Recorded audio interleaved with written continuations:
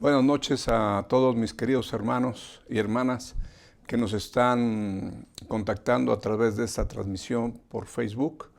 Queremos darles las gracias por acompañarnos noche a noche y deseo que lo que consideremos en esta noche sea de edificación para cada uno de ustedes. Quiero comenzar de inmediato con una oración y darle atención al estudio de esta noche para avanzar en el propósito que tenemos de compartir todo lo relacionado con la segunda venida de nuestro Señor Jesucristo. Padre, queremos en esta hora darte las gracias por esta oportunidad, por darnos vida, por darnos ánimo, por darnos el tiempo, por darnos los medios para conectarnos y estar unidos en el propósito sagrado de honrarte, a tu Hijo Jesús y al Espíritu Santo, y también tu bendita palabra. Agradecemos, Señor, de todo corazón la palabra que nos has dejado como una herencia a aquellos que somos tus hijos. Todo esto lo pido en el nombre de Jesucristo. Amén. El día de ayer hubo varias preguntas derivado de la enseñanza que estuve compartiendo. Y eso, el que haya preguntas, a mí me complace mucho. Porque si tú te fijas en el Nuevo Testamento, gracias a las preguntas que sus discípulos hicieron al Señor Jesucristo, es que se abrió la puerta para una explicación, para una revelación maravillosa, que de no haber hecho ellos esas preguntas, posiblemente nos habríamos perdido de la respuesta del Señor Jesucristo y todas las riquezas que en ella hay. No me estoy comparando con el Señor Jesucristo, por supuesto, pero sí entiendo que una pregunta a una persona que está exponiendo la palabra es una oportunidad de aclarar cosas, puntos de vista, acercamientos en los que tal vez yo fui confuso al hacerlo o usted al entenderlo, porque no todo es culpa del que habla, sino también del que oye. Yo entiendo que hablar no es enseñar, pero también entiendo que oír no es aprender. Así que hagamos el esfuerzo, tú como oyente y yo como quien expone la palabra, y que Dios te ayude a ti y que Dios me ayude a mí. Ahora, déjame aclarar el por qué dije que lo que tiene que ver con esto, con este tiempo, que es la semana 70 de Daniel, y que tiene que ver con Mateo 24 y 25, que estuvimos estudiando el día de ayer, Mateo 24, no tiene nada que ver con la iglesia. ¿En qué sentido no tiene nada que ver con la iglesia? En el sentido de que la iglesia no estará en este periodo, en ese sentido lo dije. No tiene que ver nada con la iglesia. La iglesia no estará presente en este periodo. ¿Por qué? Les dije que este espacio de 7 años, dividido en 3 años y medio cada segmento, viene de lo que dice en Daniel 9:24. 70 semanas están determinadas sobre tu pueblo y tu santa ciudad. Eso se lo está diciendo el ángel a Daniel. Daniel es un hebreo, o era un hebreo, y le está diciendo sobre tu santa ciudad, o sea, Jerusalén, y sobre tu pueblo. Entonces, este periodo que forma parte de esas 70 semanas, que es la semana número 70, es para Israel. Si hay una confusión entre la iglesia, Israel y las naciones, puede haber entonces confusión en la manera en que se interpretan los eventos que tienen que ver con este periodo. Entonces, aclaro, déjame ilustrarte. La Biblia dice en en el Salmo 51, purifícame con hisopo. Es una petición que hace David a su Dios, a nuestro Dios. Tú y yo como creyentes no podemos decirle al Señor, purifícame con hisopo. Aunque yo puedo leer toda la Biblia y encontrar enseñanzas en la Biblia, hacer una oración así no es correcto para aquellos que formamos parte de la iglesia del cuerpo de Cristo. Tú y yo estamos limpios por la sangre poderosa del Cordero, la sangre del nuevo pacto. No tengo que pedirle a Dios, purifícame con hisopo.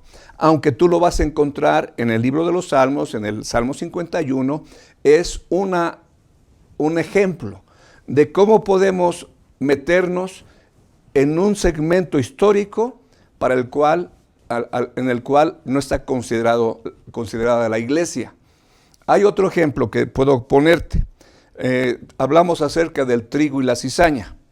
Si tú al leer el trigo y la cizaña, tú quieres ser trigo y no cizaña, pues en cuanto a una aspiración de estar en un orden correcto con Dios está bien, pero eso no tiene que ver con la iglesia, tiene que ver con este tiempo. Entonces, por eso te estoy diciendo, ¿no? Que aclaro, que cuando dije no tiene nada que ver con la iglesia, no significa que no debemos de leerlo. No significa que no debemos de estudiarlo. No significa que no podemos aprender de las cosas que se dicen allí en ese lugar, en ese espacio.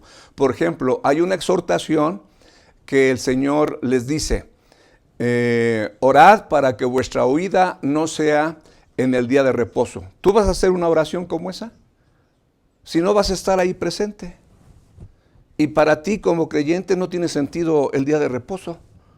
Entonces por eso estoy diciéndoles, es útil para poderla estudiar, meditar, aprender de ella, ciertamente, pero no para vernos involucrados en los acontecimientos que ahí se están detallando. Esa fue la explicación que quiero darles para aclarar lo que les dije el día de ayer.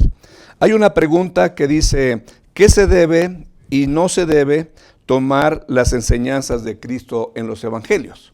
En ningún momento quise dar a entender que lo que dijo el Señor Jesucristo no debemos de ponerle atención. En ningún momento dije eso. Cuando el Señor Jesucristo se va de la tierra, le dice a sus discípulos, id por todo el mundo y haced discípulos a las naciones, enseñándoles que guarden todas las cosas que yo os he mandado. Así que es totalmente legítimo en ser enseñados por las enseñanzas de nuestro amado Salvador Jesucristo. Nada más que debemos de tener criterio para saber si esto aplica a mi vida o no aplica, como te estoy diciendo. Orar como creyente lavado por la sangre de Cristo, purifícame con hisopo, no aplica al creyente. El pretender ser trigo y no cizaña, lo cual es muy bueno, pero no aplica a ti, si es que tú crees que te vas antes del rapto. Si tú piensas que pasas por aquí en la tribulación, bueno, pues ya es asunto tuyo y posiblemente con esa mentalidad sí aplica, yo quiero ser trigo y no cizaña. Bien, hay otra pregunta que dice, entiendo que la iglesia es el pueblo gentil. ¿Qué somos nosotros? Esta pregunta me permite aclarar algunas cosas, por lo que veo que hay en el entendimiento de la persona que está haciendo la pregunta. Vamos a contestar, ¿qué es la iglesia? Déjenme decirles que en el Antiguo Testamento encontramos, lo primero que se encuentra en el Antiguo Testamento es la existencia de naciones, lo primero. Es decir, Adán engendró y engendró y engendró y se fue reproduciendo y los hombres fueron multiplicándose y comenzaron a formarse las naciones. La humanidad estuvo primero representada por naciones.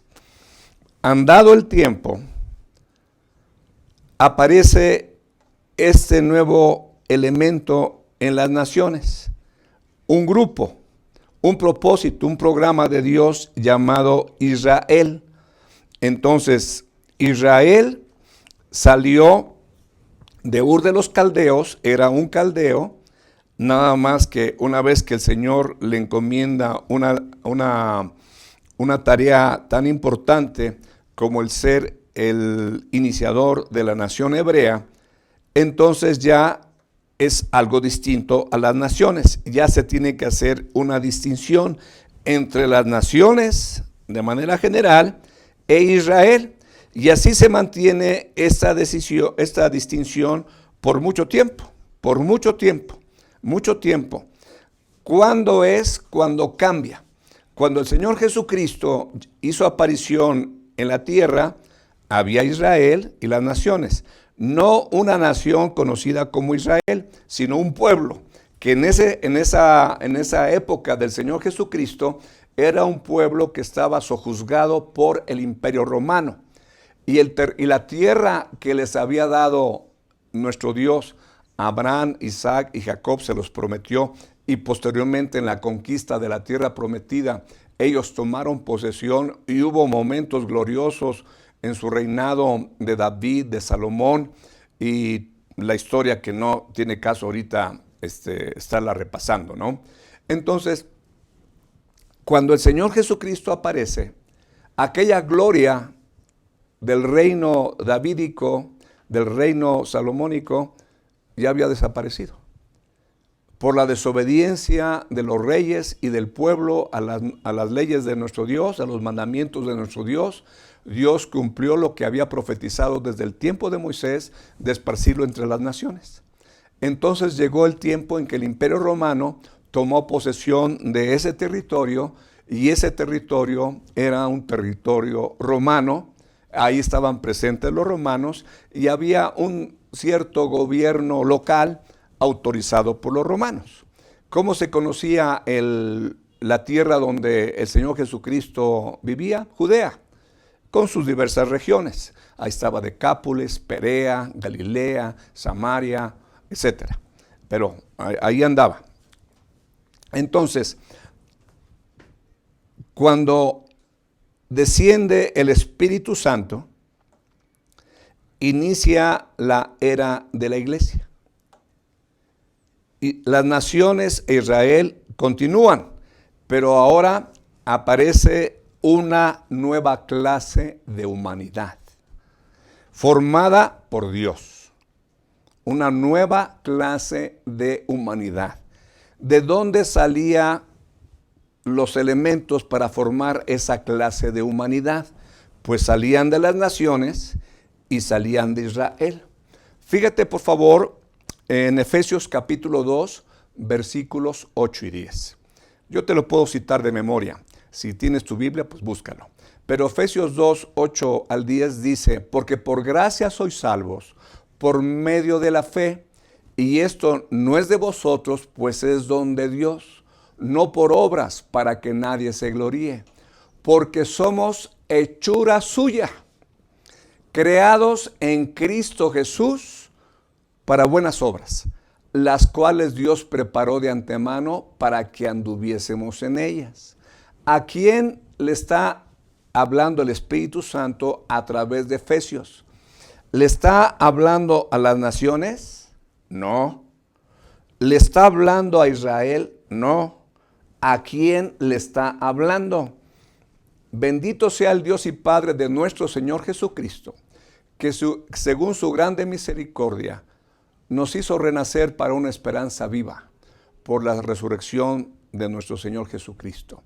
El programa redentor del Señor interviene de manera poderosa en la vida de los seres humanos, y nos dice en Efesios capítulo 1 que fuimos bendecidos con toda bendición espiritual en los lugares celestiales en Cristo, y que según nos escogió en Él antes de la fundación del mundo. Entonces, ¿de quién está hablando de que somos hechura suya? De la iglesia, de los creyentes, de los redimidos, de los que han sido escogidos por Jesucristo. Entonces, la iglesia es un nuevo conjunto de personas desconocidas para los profetas del Antiguo Testamento. En tiempos pasados, de aquí para acá, no se había revelado mayor cosa. El que comenzó a hablar de la iglesia fue el Señor Jesucristo. Él dijo, edificaré mi iglesia. Edificaré mi iglesia. Vean por favor lo que dice, bueno, estoy contestando la pregunta. ¿Qué es la iglesia? Es una nueva clasificación de la humanidad. Es la esposa del Cordero, es el cuerpo de Cristo, es el templo del Dios viviente. Dios nos hace partícipes de su naturaleza divina.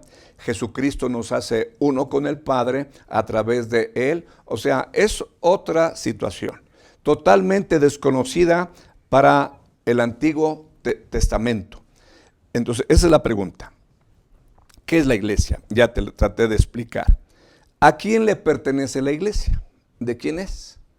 Bueno, en Hechos 20:28, si gustas buscarlo, por favor. Hechos 20:28.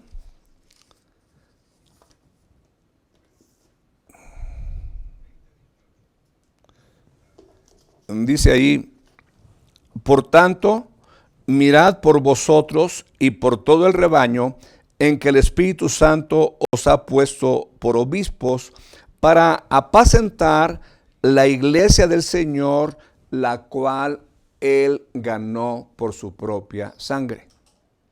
Entonces, esta nueva clase de humanidad fue ganada por la sangre del Cordero, es lo que estamos leyendo. Se tuvo que pagar un alto precio para que esta nueva agrupación pudiera existir. Se tuvo que pagar un alto precio. ¿Y cuál fue el precio? La sangre del Cordero. ¿Para qué? Para iniciar esta nueva agrupación, esta nueva clase de humanidad. Están las naciones, está Israel, pero está esta nueva clase de humanidad. Entonces, el propósito que Dios tiene para esta nueva clase, el cuerpo de Cristo, la esposa del Cordero, el templo del Dios viviente, es muy diferente al que tiene para Israel. El mezclar las cosas, lo que habla para Israel, aplicarlo a la iglesia, es confusión. Es un mal acercamiento al texto, como ya te dije. Si ya Cristo me ganó con su propia sangre y su sangre preciosa ha perdonado mis pecados, con ella me ha lavado de mis pecados, con ella me ha limpiado de mi maldad, con la sangre de Cristo me ha reconciliado, me ha hecho cercano a Dios, me ha justificado, santificado, redimido, me permite vencer al diablo por medio de la sangre. Por medio de la sangre del Cordero puedo acceder al lugar santísimo. ¿Para qué necesito el hisopo? Dime tú. No lo necesito. ¿Por qué? Porque yo soy iglesia. No soy Israel, soy iglesia. Entonces, el Señor Jesucristo aquí nos está diciendo que adquirió, salvó, ganó para sí mismo a esta nueva clase de humanidad a través de su sangre. ¿Cuándo comenzó la iglesia? Es otra pregunta. Ya contestamos qué es la iglesia, a quién pertenece, cuándo comenzó. Comenzó después del descenso del Espíritu Santo. En Mateo capítulo 16, versículo 18, dice, edificaré mi iglesia y las puertas del Hades no prevalecerán contra ella. Entonces el Señor Jesucristo está proyectando a los años venideros, a partir de donde Él estaba, que él edificaría la iglesia en años posteriores. Y vamos a Hechos 2:47.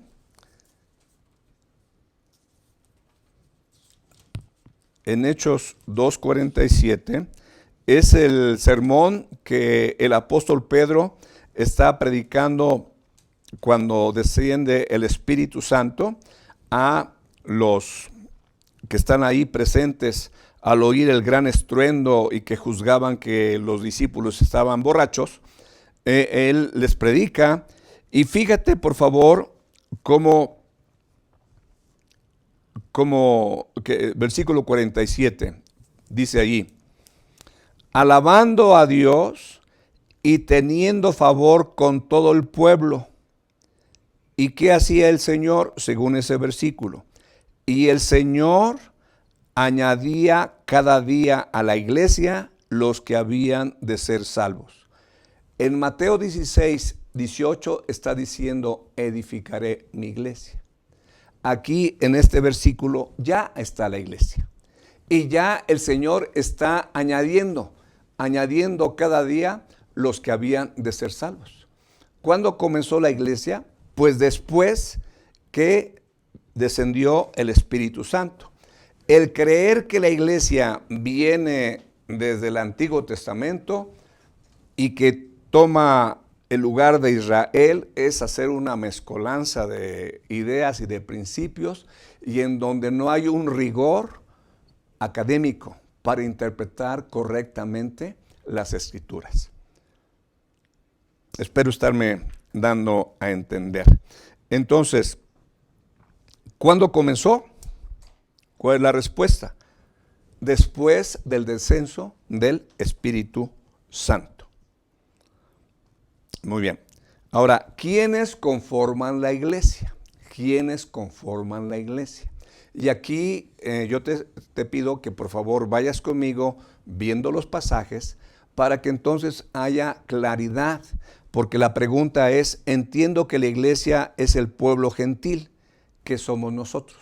Bueno, te estoy tratando de explicar. La pregunta es: ¿quiénes conforman la iglesia? Vamos aquí. Déjame aclararte. ¿Cómo es que alguien llega a ser, algún individuo llega a ser parte de Israel?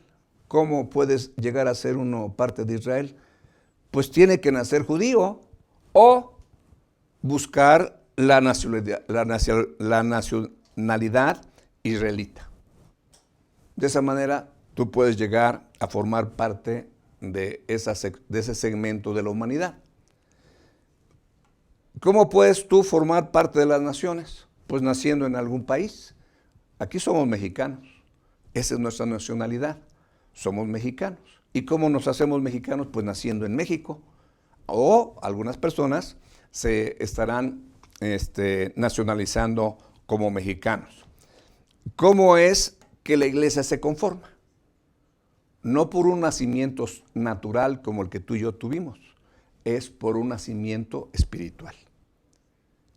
Este maravilloso grupo, esta nueva clase de humanidad, se forma a través del nacimiento espiritual. Y vamos a considerar 3 pasajes rápidamente. Si eres tan amable, vamos a buscar Hechos capítulo 2. Estás en el capítulo 2, acabamos de leerlo. Leo a partir del versículo 41. Por favor, fíjate muy bien. Así que los que recibieron su palabra fueron bautizados y se añadieron aquel día como 3,000 personas. Esas 3,000 personas, ¿de dónde proceden? ¿Proceden de la iglesia? ¿Proceden de Israel? ¿O proceden de las naciones? Si entendemos bien, son israelitas, son judíos, son contemporáneos de nuestro Señor Jesucristo y de los apóstoles. Ellos son los que están escuchando las palabras del apóstol Pedro y se compungen y le dicen: ¿qué haremos? Y el apóstol Pedro les dice varias recomendaciones. Versículo 41. Ya lo leímos. Así que los que recibieron su palabra fueron bautizados y se añadieron aquel día como 3,000 personas. Fíjate aquí lo que dice de que se tiene que recibir la palabra. No por el hecho de ser judío, forma parte de la iglesia. Estos judíos tuvieron que arrepentirse, tuvieron que bautizarse, tuvieron que aceptar la palabra y entonces sí, nacieron de nuevo, un nuevo nacimiento y formaron ya parte de la iglesia. ¿Sí me estoy explicando? Bueno, espero. Y vamos a Hechos capítulo 8. Entonces, en este pasaje de Hechos 2, son judíos los que se convierten. Vamos a Hechos capítulo 8, versículo 14. ¿Sabes quiénes son los samaritanos? Eran judíos híbridos, es decir, tenían sangre judía y sangre gentil. Ellos también creían en la ley de Moisés, ellos también adoraban al Señor según su entendimiento. Entonces los samaritanos no eran exactamente gentiles, ni exactamente judíos, sino era una mezcolanza. Y había pugna entre samaritanos y judíos, había pugna. El Señor Jesucristo, cuando está con la mujer samaritana, se aclara ahí, le dice ella, judíos y samaritanos no se tratan entre sí. Esa era la división que había. Pero mira en el versículo que te dije, versículo 14.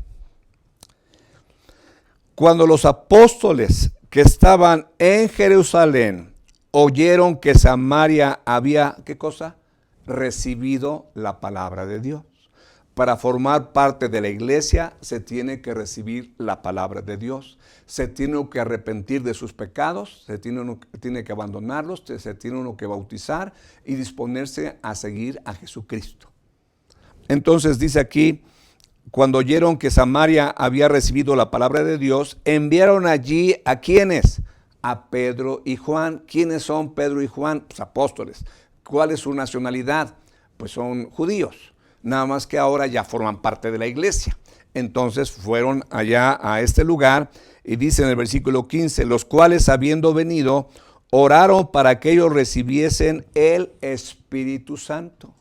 Lo mismo que recibieron los judíos el Espíritu Santo en Hechos capítulo 2, porque le dice para que recibáis el don del Espíritu Santo. No lo leímos, pero ahí dice en Hechos capítulo 2.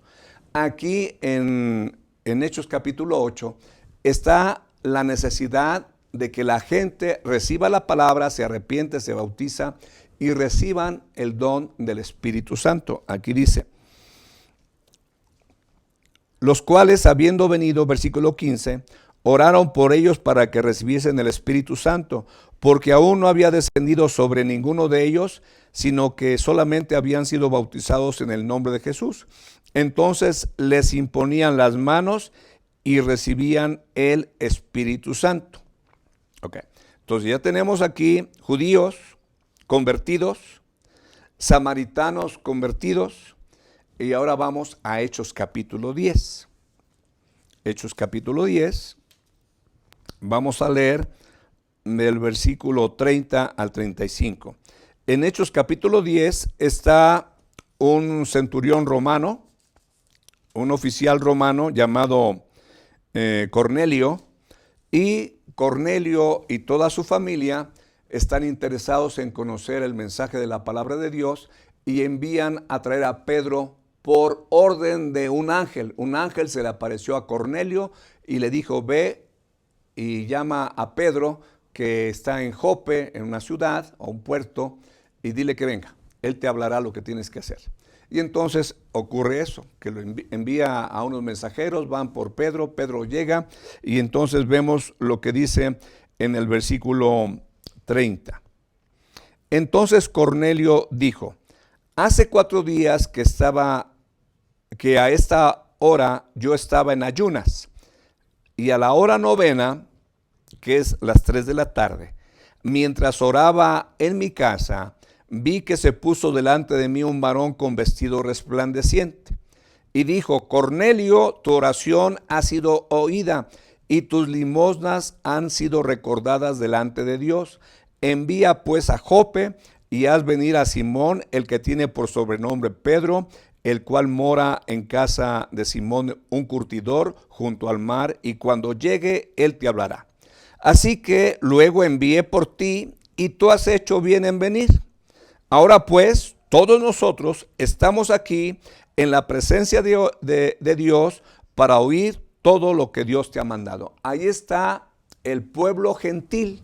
Ya no son samaritanos, ya no son judíos, ahora son gentiles. Son gentiles que están recibiendo la palabra de Dios. Hiciste bien en venir, aquí estamos todos en la presencia de Dios para oír todo lo que Dios te ha mandado.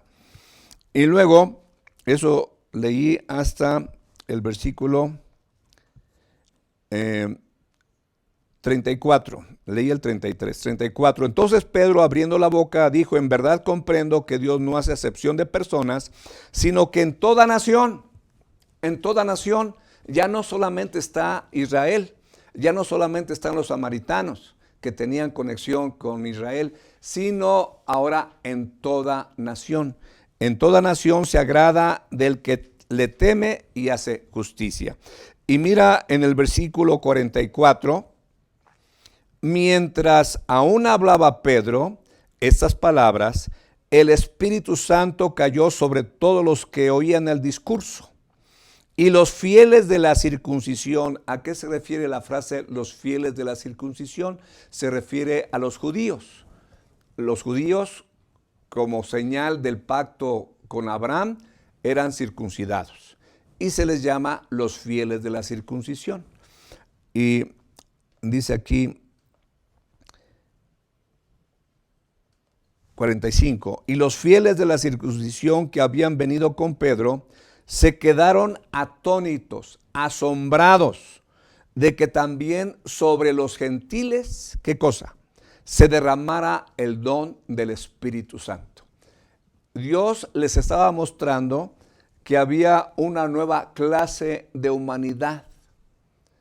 Una nueva clase de humanidad que estaba compuesta por todas aquellas personas que recibían la palabra de Dios, que se arrepentían de sus pecados, que se bautizaban en el nombre de Jesucristo, que recibían el Espíritu Santo. Eso sucedió con los judíos, eso sucedió con los samaritanos y eso está sucediendo con los gentiles.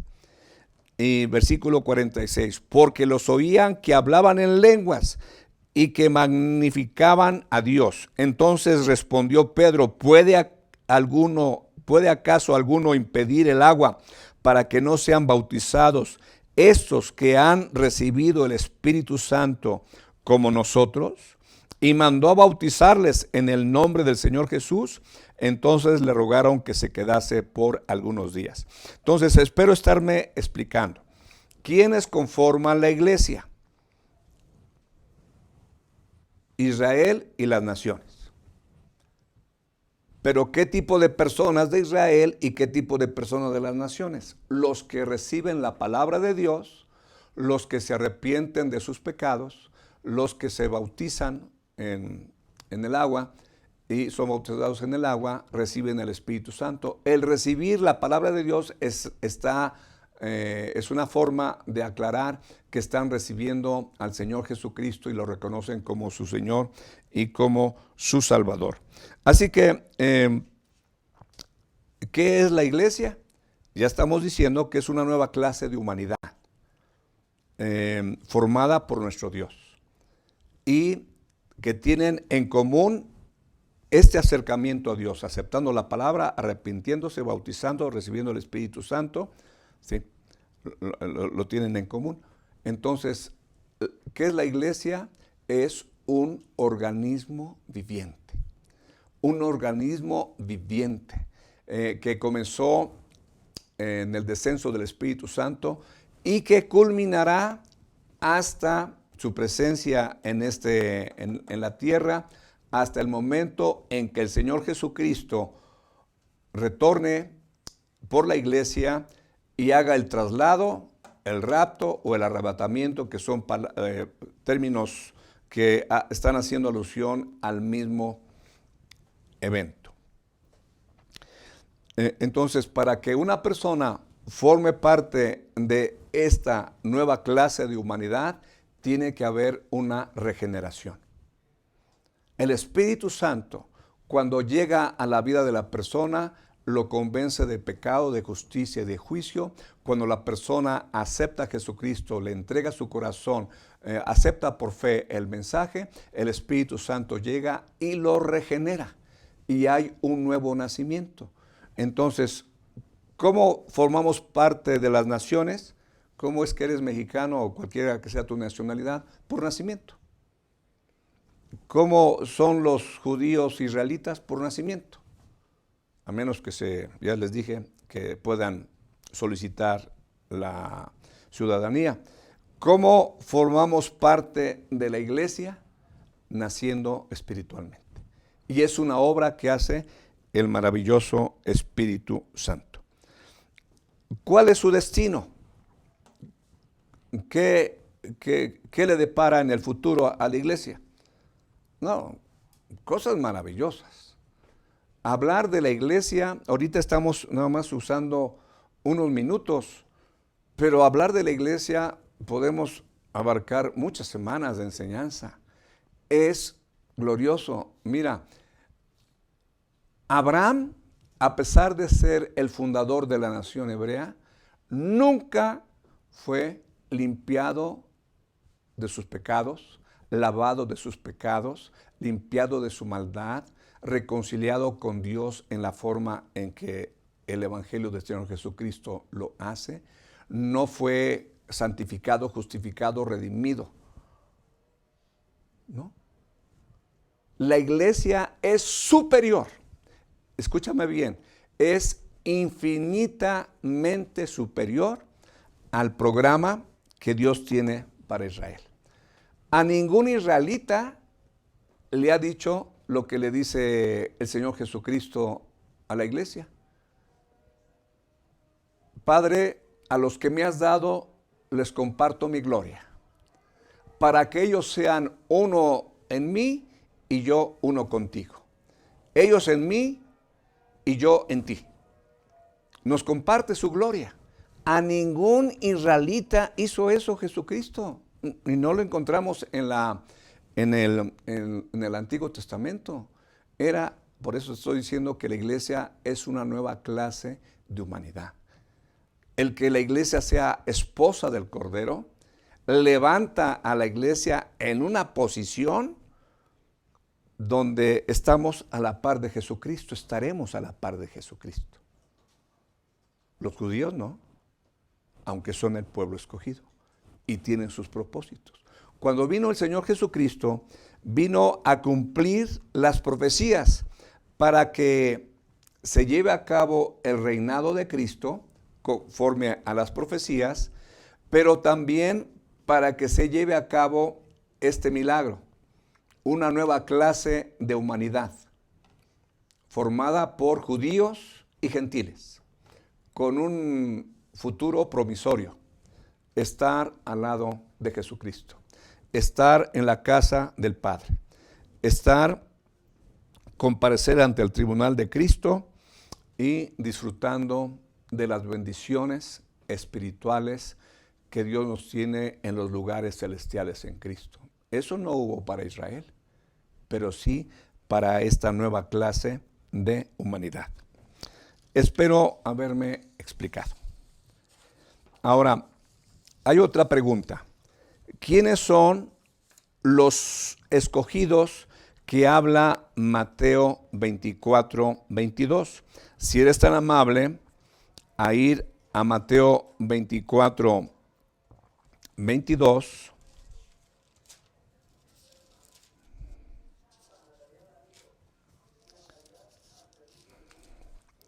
Dice así, 24, 22. Y si aquellos días no fuesen acortados, nadie sería salvo. Mas por causa de los escogidos, aquellos días serán acortados. Yo no quiero dar una respuesta simplista, sino realmente quiero darte fundamentos en la explicación que te voy a compartir. Esto yo espero que tenga yo la capacidad de ser claro. Pero mira, en Génesis capítulo 12, versículos 1 al 3, Dios entra en una relación con Abraham. Quien tomó la iniciativa fue Dios. Abraham estaba en Ur de los Caldeos, se acerca a Dios y a Abraham y le dice: vete de tu casa, de tu tierra y de tu parentela a la tierra que yo te voy a mostrar. Y entonces le hace 6 promesas en esos versículos de Génesis 12, 1 al 3. Haré de ti una nación grande. Te voy a dar bendición personal. Voy a hacer que seas bendición para otros. Voy a bendecir a los que te bendigan y voy a maldecir a los que te maldigan. Y por medio tuyo voy a bendecir a todas las familias de la tierra. Más adelante ratifica en Génesis 22, cuando va a sacrificar a Isaac y Dios le hace nuevamente una serie de promesas. Le dice: y en tu simiente serán benditas todas las familias de la tierra. Ahorita no están siendo benditas todas las familias de la tierra. ¿Por qué? ¿Por qué? Porque es una mínima parte la que cree. Es un porcentaje muy reducido. Pero cuando llegue el momento en que el Señor Jesucristo establezca su reino sobre este mundo, que durará 1000 años, se establecerá la justicia, la paz, el orden, la equidad, y entonces Jesucristo será el cumplimiento de lo que Dios le prometió a Abraham. Todas las familias, todas las naciones. Ahorita, algunas familias, algunas naciones, no todas las familias ni todas las naciones. Pero en este momento, en esa época, se cumplirá lo que Dios le prometió. Ahora, esa promesa que Dios le hace a Abraham es, por decirlo de una manera, legalizada. Deja de ser promesa y se convierte en pacto. Y este pacto se conoce como el pacto abrámico. Y en el capítulo 15, ahí está, ¿qué tiempo tenemos? Yo creo que sí nos da oportunidad de leerlo. Vamos a Génesis capítulo 15.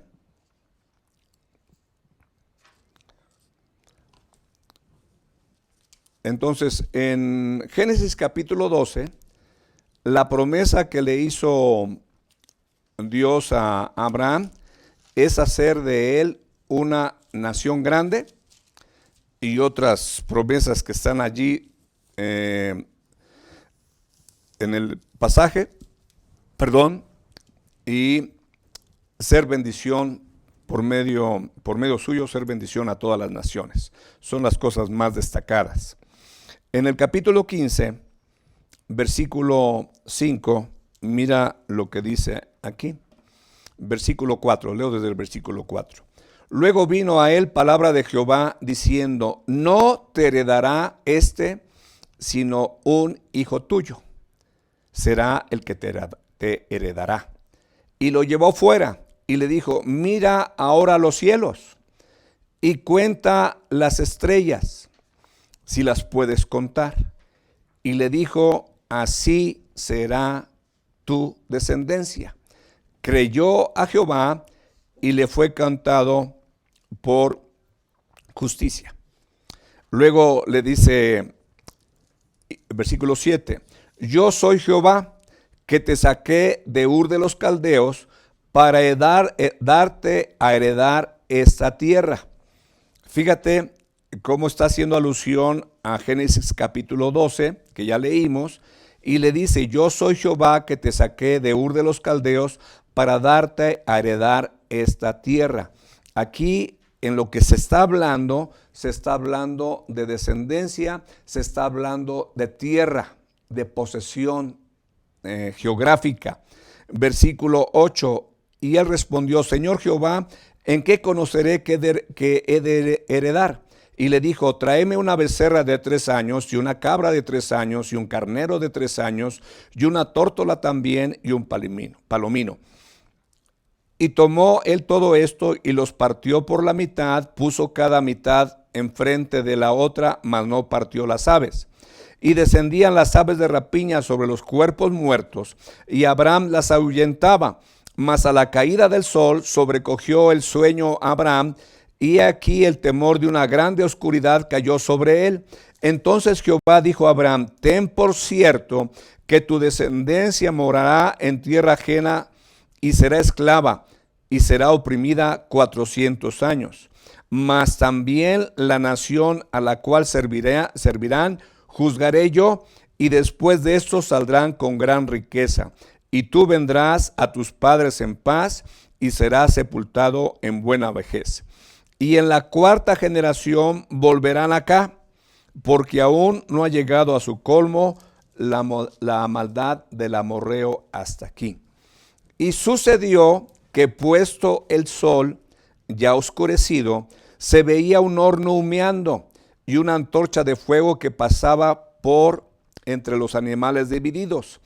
En aquel día, fíjate, ya no es promesa, dice: en aquel día hizo Jehová un pacto con Abraham, diciendo: a tu descendencia daré esta tierra, desde el río de Egipto hasta el río grande, el Éufrates, la tierra de los ceneos, de los ceneseos, de los cadmoneos, de los heteos, fereceos, los refaitas, amorreos, los cananeos, gergeseos y jebuseos. Entonces, de una promesa en el capítulo 12, llegamos al capítulo 15 y esa promesa se convierte en pacto, porque Abraham le dice: ¿en qué conoceré que he de heredar? Y entonces el hecho de dividir los animales, una mitad acá y otra mitad acá, y pasar por en medio de ellos, era la forma en que en aquel tiempo se hacían los pactos. Pero los pactos eran bilaterales. Las personas que lo concertaban pasaban las dos por el medio de los animales, diciendo algo similar a esto: si yo no cumplo con mi parte de este pacto, que me suceda lo mismo que a estos animales, o sea, cuello. ¿Quién pasó entre los animales? Únicamente lo que representaba a nuestro Dios. Eso significa que no es un pacto bilateral, es un pacto unilateral. ¿Y qué significa eso? Que no depende de Abraham que se cumpla, depende de Dios. Y Dios se comprometió con Abraham de hacer de él una nación grande, de darle una descendencia numerosa, de darle una tierra y de hacer de sus descendientes o de uno de sus descendientes bendición para todas las familias de la tierra. Ahora, pasemos a 1 de Samuel 7, 18 al 18. En 1 de Samuel 7 ya no es Abraham el que está ahí, es David. David es un rey.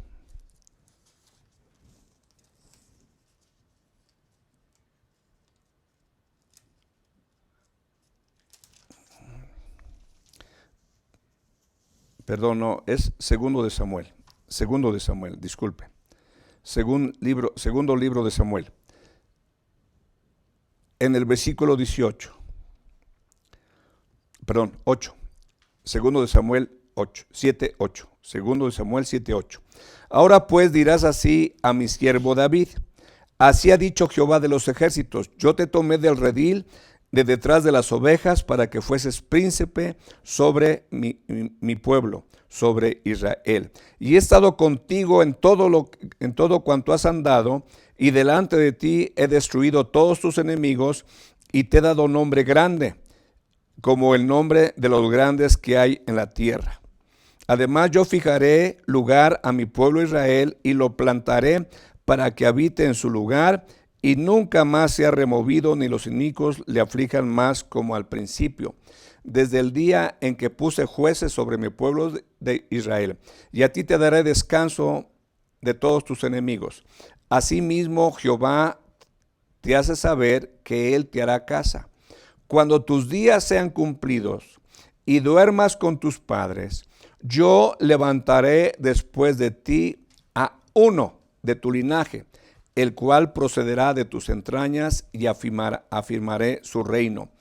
Él edificará casa a mi nombre, y yo afirmaré para siempre el trono de su reino. Yo le seré a él padre, y él me será a mí hijo. Si él hiciere mal, yo le castigaré con vara de hombres y con azote de hijos de hombres.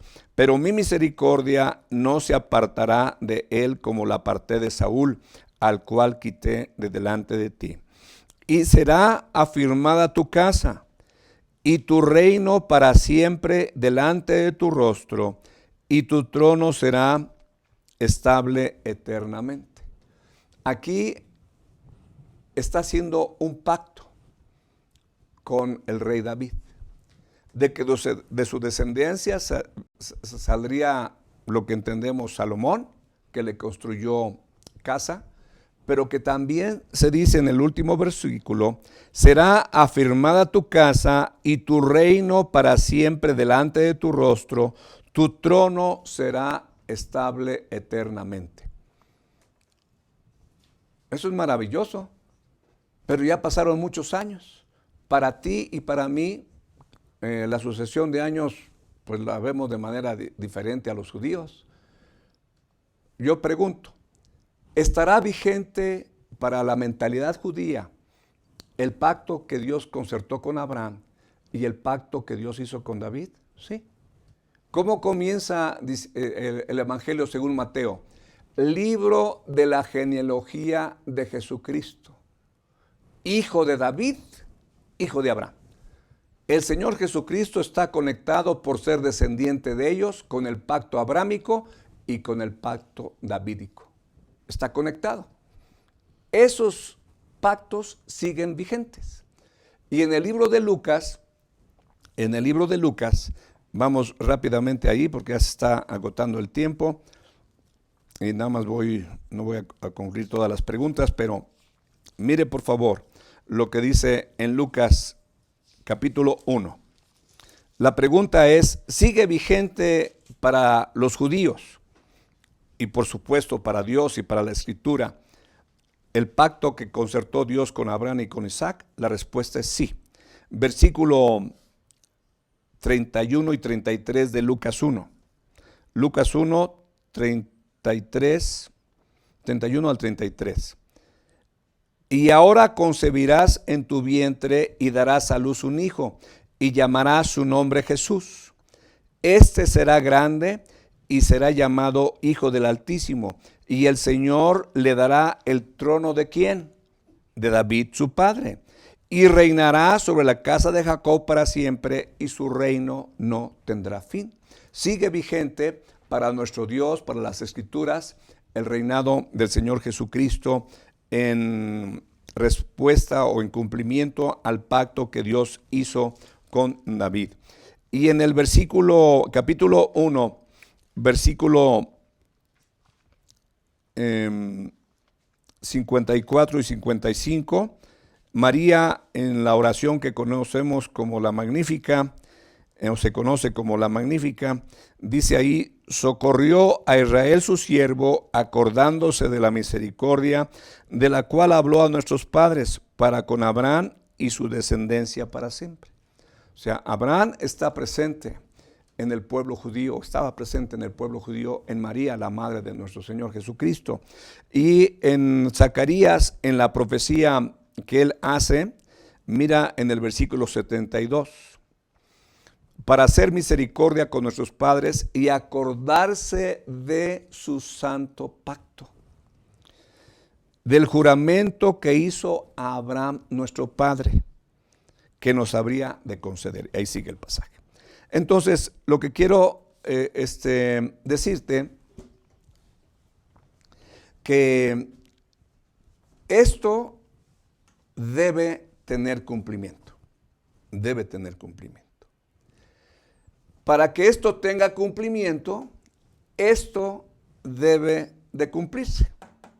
No puede entrar la historia, no puede desembocar en el reinado de Cristo mientras los enemigos de Cristo no estén bajo sus pies. La bestia y el falso profeta serán lanzados al lago de fuego, Satanás será atado y entonces sus enemigos serán de esa manera hechos a un lado. Las naciones que adoraron a la bestia serán juzgadas y los que se mantuvieron fieles del pueblo gentil, las naciones y de Israel, ingresarán a este lugar. ¿Quiénes son? La pregunta es, ¿quiénes son los escogidos? Los escogidos. Mira por favor lo que dice en Mateo capítulo 25.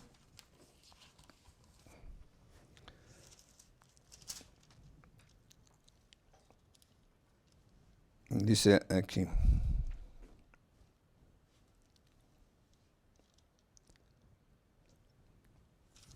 Versículo 34. Entonces el rey dirá a los de su derecha. ¿Cuál rey? ¿Cuál rey? Jesucristo.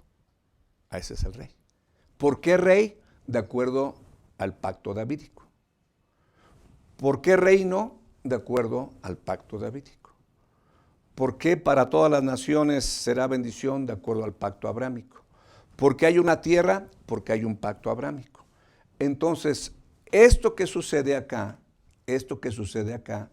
tiene que ver con Israel. Y en el versículo 34 dice, entonces el rey dirá a los de su derecha, venid, venid, benditos de quién? De mi Padre. ¿Benditos de quién? De mi Padre.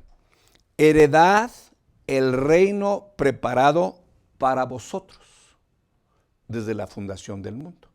Dios hace sus planes con toda anticipación. El sacrificio de Cristo fue con toda anticipación y entonces Él le dice a esta gente, a Israel, venid benditos de mi Padre.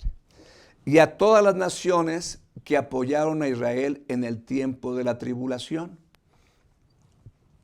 Tuviste misericordia sobre esto, me viste desnudo, me visitasteis. Se refiere a esta época, aunque como cristianos tenemos que hacer esas buenas obras.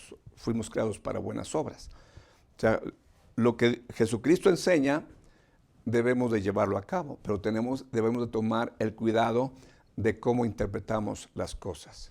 ¿Te acuerdas que hemos orado para que Israel sea salvo? Y en Romanos capítulo, creo que es 11, dice, luego todo Israel será salvo. Bueno, ¿quiénes son los escogidos? Los salvos de Israel. Ellos son los escogidos. No es la iglesia. La iglesia es otra cosa. Espero entonces, hermanos, que esto haya dado respuesta a las preguntas que me hicieron. ¿Qué se debe y qué no se debe tomar en cuenta las enseñanzas de Cristo en los evangelios? Toma en cuenta todo, nada más que ten cuidado de cómo lo interpretas.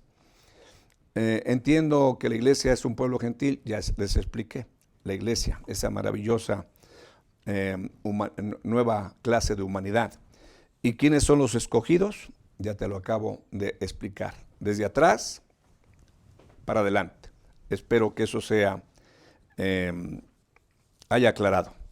Si acaso alguien tuviese una pregunta adicional, con mucho gusto, hermanos, la atiendo y haré mi mejor esfuerzo para satisfacer las preguntas de quien quiera hacerlas. Vamos a terminar con una oración. Padre, gracias por tu revelación. Gracias por esos maravillosos hombres que tú usaste para escribir lo que ahora conocemos como la Santa Biblia. Bendito sea tu nombre. Gracias porque eres un Dios fiel. Y así como vemos que vas cumpliendo y vas a cumplir lo que has prometido, también vas a cumplir la palabra en la cual a mis hermanos y a mí nos has hecho creer. Gracias porque nos has hecho creer que viene Jesucristo por nosotros, la iglesia, y que nos llevará consigo, y que estaremos con Él para siempre, que recibiremos al Señor en el aire, y así estaremos para siempre con Él. Gracias porque nos enseñas que estar con Cristo es muchísimo mejor. Gracias porque la muerte para el creyente es ganancia. Gracias por las enormes promesas que tenemos.